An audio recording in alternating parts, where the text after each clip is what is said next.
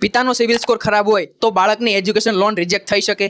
તો કર્ણાટક હાઈકોર્ટનો તાજેતરનો ચુકાદો આ સવાલનો જવાબ આપે છે. તો સેટરડે લેન્ડમાર્ક જજમેન્ટ સિરીઝમાં તમારું સ્વાગત છે. ચાલો આજનો કેસ સમજ. એક સ્ટુડન્ટે બી આર્ટિફિશિયલ ઇન્ટેલિજન્સના અભ્યાસ માટે 12.5 લાખની એજ્યુકેશન લોન અપ્લાય કરી, પણ કર્ણાટકા ગ્રામીણ બેંકે ફક્ત એક કારણસર લોન રિજેક્ટ કરી કે તેના પિતા લોન ડિફોલ્ટર હતા અને તેનો સિવિલ સ્કોર ખરાબ. તો કર્ણાટક હાઈકોર્ટે સ્પષ્ટ કહ્યું, સિવિલ સ્કોર ફક્ત ભૂતકાળના ક્રેડિટ બિહેવિયરનો એક ઇન્ડિકેટર છે, એ કોઈ સ્ટેચ્યુટરી ડિસ્ક્વોલિફિકેશન નથી ને એજ્યુકેશન લોન માટે એકલો આધાર ના બની. અને કોર્ટે કહ્યું કે બેંકે સ્ટુડન્ટના એકેડેમિક રેકોર્ડ, ઇન્સ્ટિટ્યૂટની ક્વોલિટી અને કોર્સમાં એમ્પ્લોયબિલિટી જેવા પરિબળો ધ્યાનમાં લેવા જોઈએ. ફક્ત પેરેન્ટ્સના સિવિલ સ્કોરના રિગિડ રીતે આધાર રાખવો આર્ટિકલ 14ની વિરુદ્ધ ગણાય. અને કોર્ટે બેંકનો રિજેક્શન ઓર્ડર રદ કરી લોન એપ્લિકેશન પર નવેસરથી હોલિસ્ટિક રીતે વિચારણા કરવાનો આદેશ આપ્યો. અને ધ્યાન રાખવા જેવી વાત, તાજેતરમાં જ કેરલા હાઈકોર્ટે આનાથી ઉલટો ચુકાદો આપ્યો હતો, જ્યાં કરંટ IBS સ્કીમ હેઠળ પેરેન્ટ્સના સિવિલ સ્કોરને વેલિડ ગ્રાઉન્ડ ગણવામાં આવ્યો હતો. તો કોમેન્ટમાં જણાવો તમને આ જજમેન્ટ વિશે શું લાગ્યું, અને એવરી સેટરડે નવા લેન્ડમાર્ક જજમેન્ટની જાણકારી માટે ફોલો કરવાનું ના ભૂલશો.